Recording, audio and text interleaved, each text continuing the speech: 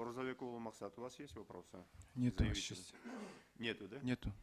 Камила Бишимбековна, есть вопрос? Пожалуйста, задавайте. Скажите, пожалуйста, вот здесь у вас в вашем исковом заявлении есть два абзаца, которые вы взяли из решения Конституционной палаты от 8 апреля 2015 года. Там рассматривался иск о тонировках на спецмашины. Вы признали их конституционными. Вы взяли эти два абзаца, вот я просто не пойму. Там приводился пример, что допускается, если есть объективное и разумное оправдание таким мерам. Вот эти абзацы вы имели в виду в обратном изложении? Там они допускают, что бывают специальные меры. Пожалуйста, вы какой, нет, Так, вы вот. имеете в виду представление, какой абзац говорите? Абзац у вас на 3-й странице, На 3-й странице, ага. предпоследний и последний абзацы. Вот слово в слово взяли из решения Конституционной палаты от 8 апреля 2015 года. Мы его по-другому рассмотрим. Спасибо. Вы знаете, здесь по смыслу, я считаю, что смысл в том, в котором мы излагаем в этой части, и он соответствует сказанному. Спасибо.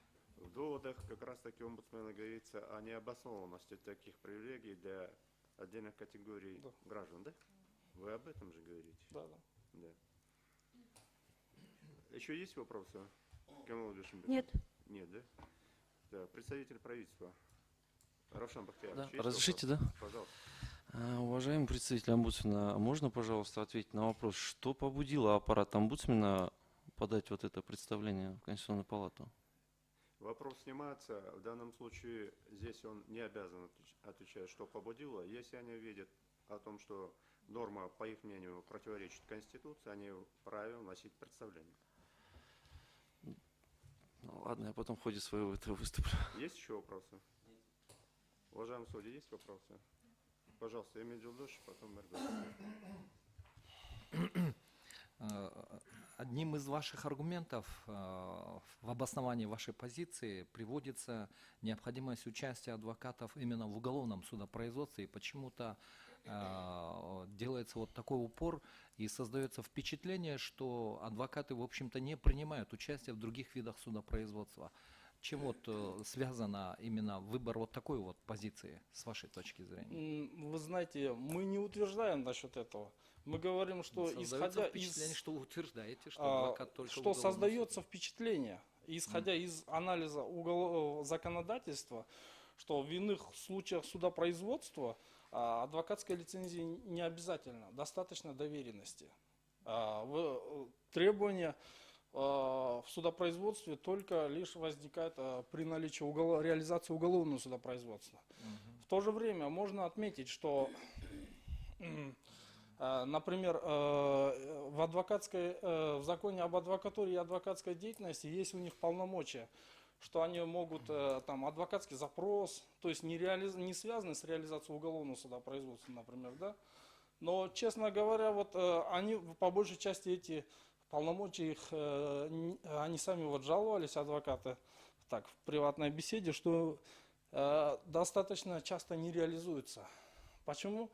Потому что, вот, например, при направлении адвокатского запроса в госрегистр, те отказывают им в предоставлении соответствующей информации, ссылаясь на их закон, что у них предусмотрен только судьям, следственным органам, правоохранительным органам предоставляется информация там, о наличии имущества, не наличии. То есть, кроме уголовного судопроизводства, остальные их полномочия, по сути, слабо реализуются.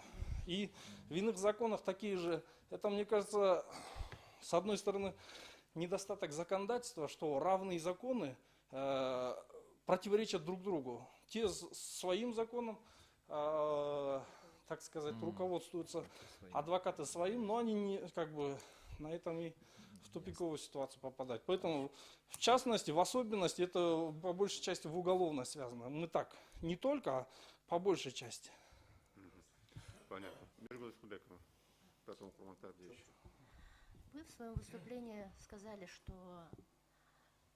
в оспариваемой норме есть дискриминационные положение по должностному положению, да? Дискриминационные нормы по должностному положению. Пожалуйста, скажите, в отношении кого? В отношении перечисленных в оспариваемой норме должностных лиц или, вернее, не должностных лиц, лиц указанных, которые имеют право без экзамена получать адвокатскую лицензию, или в отношении других, которые не вошли в этот перечень? В отношении всех остальных, вот мы здесь даже указывали, перечислены в нормах закона, в пунктах 2-8 части 3 статьи 19 закона. В отношении остальных это. Урмантай Ильич, пожалуйста. В принципе, у меня тоже этот же вопрос. Дискриминация от кого, в отношении кого? От кого исходит и в отношении кого адресовано дискриминационное действие? Или все-таки здесь будет нарушено принцип равноправия? Вы знаете, спасибо за вопрос. Нарушение принципа равноправия, на мой взгляд, тоже является дискриминацией. Это понятие одно и то же, по-вашему, да? Да, когда, вообще под дискриминацией что вы понимаете? когда отдельным несколько видов дискриминации есть. Дискриминация, когда кому-то права не предоставляется, либо кого-то ограничивает необоснованно. В данном случае кому-то право предоставляется, а кому-то не предоставляется. Есть вот в этой части дискриминация. В Еще своем есть вопрос? выступлении в основном акцентировали, что допущена дискриминация. Да. Равноправие. Нет, на дискриминацию больше акцент делаете. Равноправие. Нарушение принципа равноправия и есть дискриминация. Понятно. Что помогну, пожалуйста. Вот скажите, пожалуйста, Урмат Сагналевич, вы вот в своем выступлении сказали, что если допускаются ограничения, они должны быть адекватными и допустимыми, да? Вот у меня в частности вопрос в качестве судьи. Если он 5 лет проработал, его профессиональный уровень вырос в течение 5 лет, да? Его практический багаж пополнился. А в чем вы видите неадекватность? Могу отвечать, да? Вы знаете, я думаю, в чем проблема, если этот судья такой профессиональный, да, сдаст квалификационный экзамен, как и все остальные? Просто подтвердить свою компетентность. И только лишь в этом вы видите И дискриминацию? вы знаете, и в то же время судьи, не все ведь судьи участники уголовного судопроизводства, как я уже отмечал. Поэтому они могут и не знать. Знаете, адвокатская деятельность ведь очень ответственная. Там связано с решением судьбы людей. Где-то он не защитил, не успел защитить, плохо защитил, человек осужден, не осужден. Многое влияет. И поэтому нужно, мне кажется, подходить, так сказать, поэтому более ответственно, что ли. Ну, извиняюсь, конечно, если немного это, но как бы, чтобы подтверждалась компетентность. Например, судья занимается социальными вопросами или каким-то вот, ну, специализируется, не утверждая его некомпетентность. В то же время он уже может не знать просто нормы уголовного судопроизводства. Все тонкости и как бы эти в этой части. Спасибо. Есть еще вопрос? Пожалуйста, Мухаммад. Урмат Сагналевич, вот вы говорите, что понятие равноправия и дискриминация тождественные понятия. А почему законодатель в Конституции их разделил, определил в разных частях Конституции? Почему понятия у них разные? Вы знаете,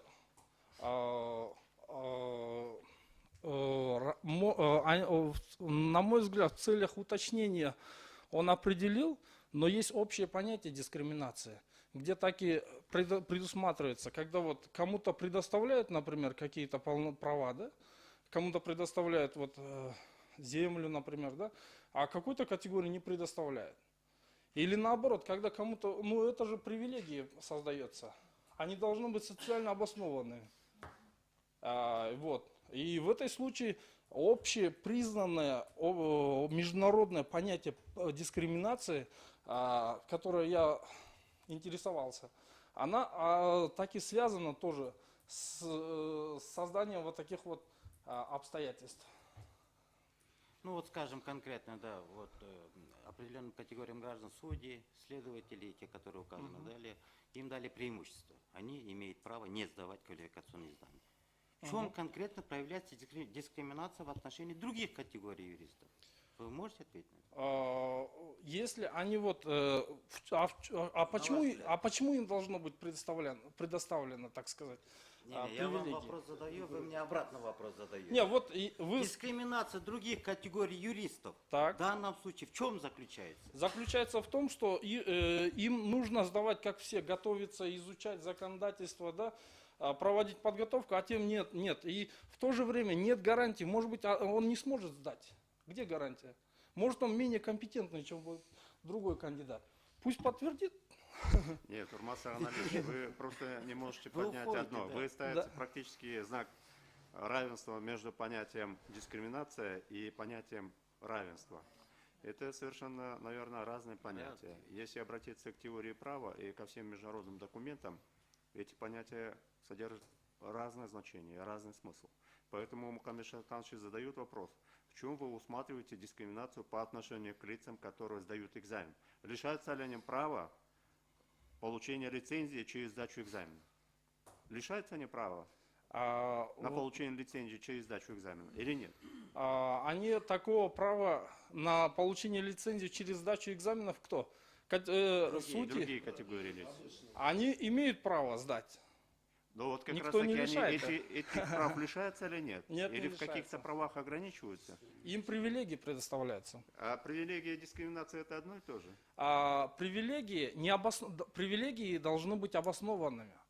Вот, даже вот в статье 16 есть норма. Не является дискриминацией, если она социально обоснована, предоставлена кому-то неравноправные привилегии. Я не говорю равноправие это. Хорошо, Урмат Саганович. Привилегии должны быть, как бы сказать, социально значимы и обоснованы.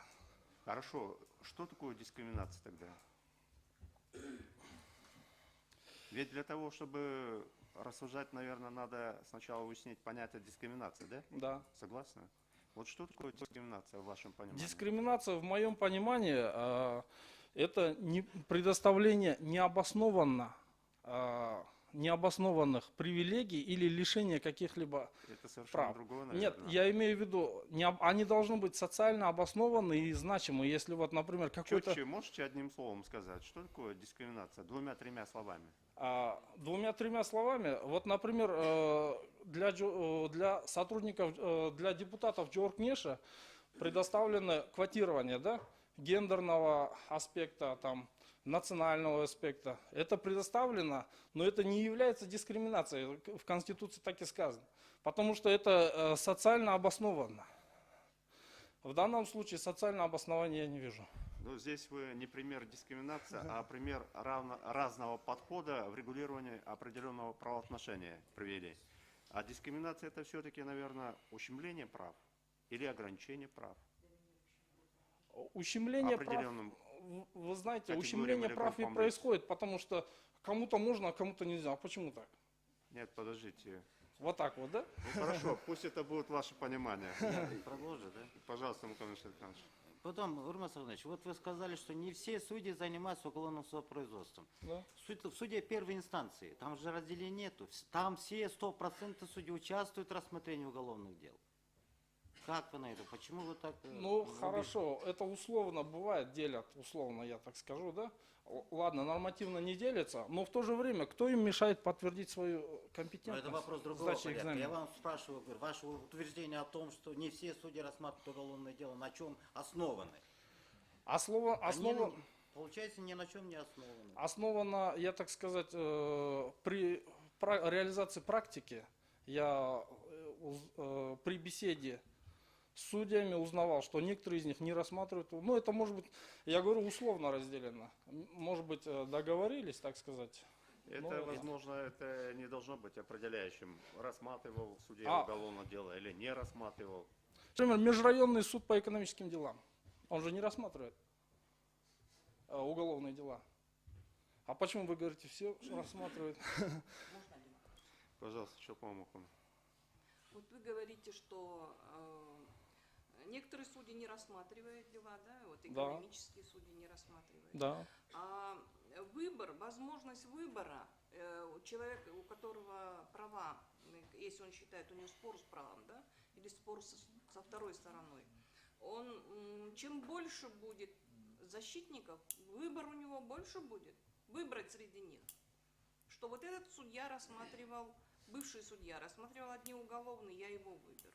А вот этот вот рассматривал одни гражданские дела, у меня как раз гражданский спор, я его выберу. Выбор этот будет больше, если адвокатов будет больше. Я думаю, адвокатов не то, что больше, должно быть качественно. Потому что многие клиенты страдают из-за того, что адвокаты некомпетентны. И вы думаете, что Лучше, чем качество, лучше количество, я так думаю. Пожалуйста, Дмитрий Григорьевич. Здесь были вопросы по тому, в том плане, как вы акцентировали внимание именно на уголовном судопроизводстве. А как вы смотрите на такое утверждение, что адвокаты тоже должны специализироваться в разных судопроизводствах? То есть некоторые адвокаты тоже, когда могут участвовать в уголовном судопроизводстве, он выбирает гражданское судопроизводство. Вы знаете, законодательство не делит там специализацию адвокатов. Но в то же время Вы допускаете такую специализацию адвокатов? Поддерживаете такой подход в свою деятельность адвокатов? Или они должны быть универсальными, на ваш взгляд? ну, я думаю, это не относится к делу настоящему. Как бы это мнение просто, да? Да, Поддерживаю я или Вы не можете поддерживаю. высказать свое мнение Ваше относительно Вы вопроса, знаете, заданного судью. специализация адвокатов, да, классификация их по этим, возможно, создаст какие-то облегчения для клиентов. Они будут знать, этот специализируется на этом. Может, я вполне допускаю, если бы законодатель такое внес, предусмотрел, я думаю, неплохо было бы. Хорошо, тогда еще другой вопрос. В области теории права. Вам знакомо понятие позитивная дискриминация? Позитивная дискриминация. Позитивная дискриминация это вот как раз таки, когда предусматриваются определенные преференции для конкретных категорий граждан. Хорошо, есть еще? Пожалуйста. Обоснованные в смысле, то есть они соответствуют принципам справедливости, социальной обоснованности. Нурлан Сагналевич, омбудсмен получает жалобы на адвокатов, на действия адвокатов?